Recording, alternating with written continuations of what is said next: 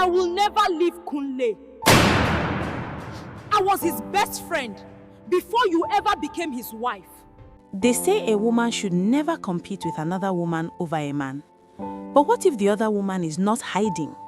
What if she attends your wedding, dances with your husband, and he lets her? In my case, I didn't lose my marriage to an affair.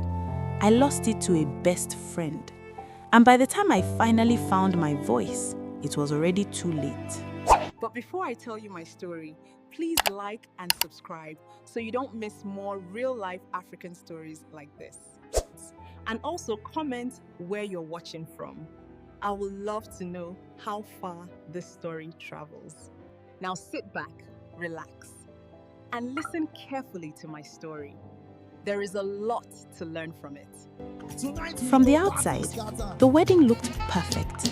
The hall in Lekki glittered with soft lights, live band, white flowers, guests laughing, phones raised, capturing memories. But inside that beauty was a crack so wide it swallowed my joy whole. I stood alone on the dance floor. Not because my husband was shy, not because he was tired, but because he was dancing with another woman. Her name was Amaka. She wasn't a cousin, she wasn't a colleague, she was my husband's best friend. And as they moved together, too familiar, too comfortable, people clapped thinking it was a harmless moment.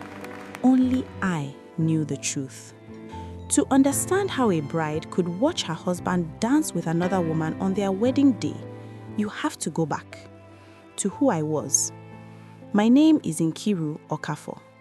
People used to say, if you offend Nkiru, your conscience will punish you. She won't.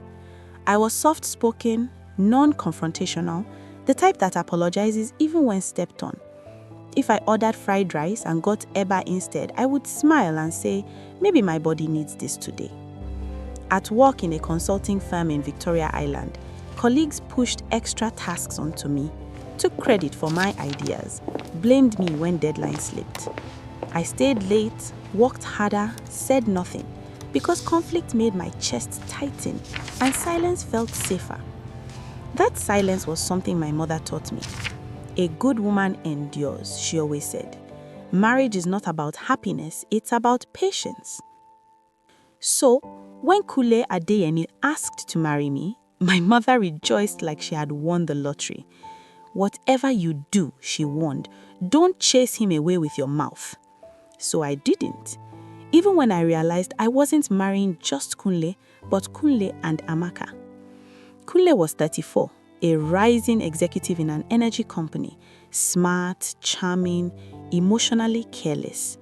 Amaka had been in his life long before me. Loud, confident, magnetic.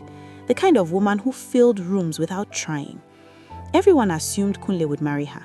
But when he chose me instead, people were shocked. Behind closed doors, his friends joked, Amaka is the real wife, Nkiru is the official one. I laughed along because laughing was easier than admitting it hurt. Amaka was always there. If Kunle and I went on a date, she randomly showed up. If we planned a quiet Sunday, she called saying she was bored. If Kunle traveled, she picked him up from the airport.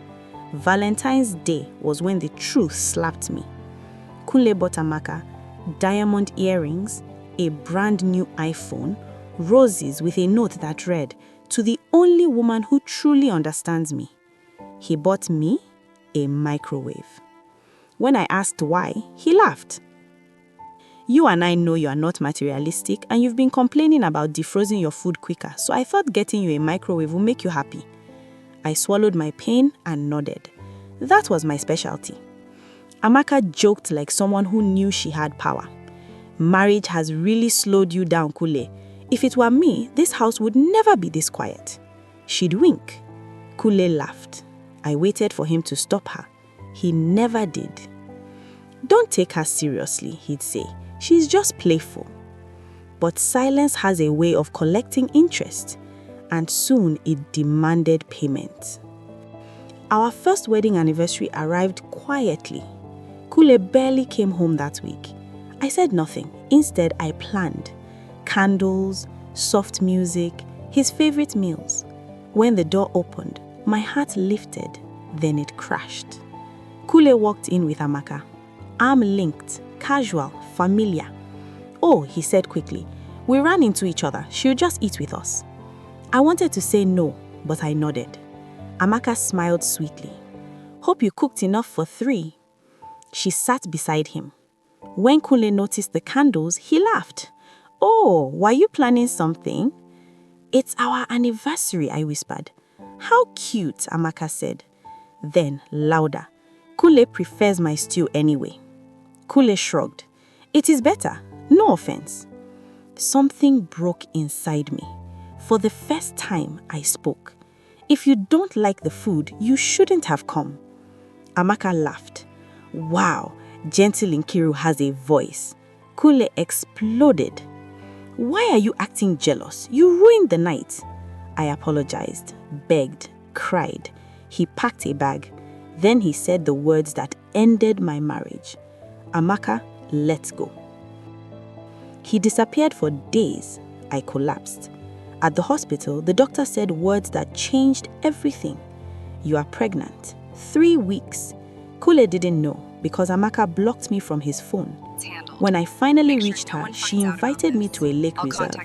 "Come early," she said. "You'll surprise him." It felt wrong, but desperation has a voice louder than fear. The water was dark, still. Halfway across in a canoe, Amaka said it plainly. "He loves me. You're just easy to manage." Then she lunged.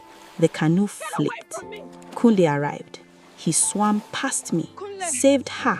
I screamed and sank.